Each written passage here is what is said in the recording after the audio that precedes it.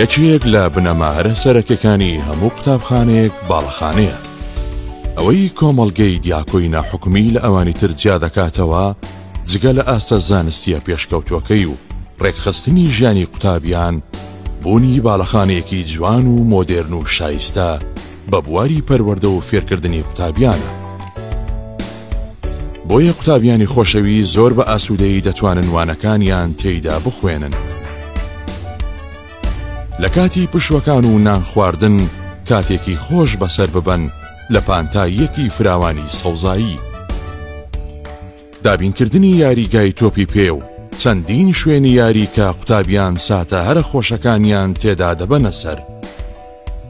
بە شانازیەوە ئەرکی ئێمەیە دابینکردنی هەر شتێک کە شیاوی ژیانی قوتابیان و داهاتووی قوتابیان بێت.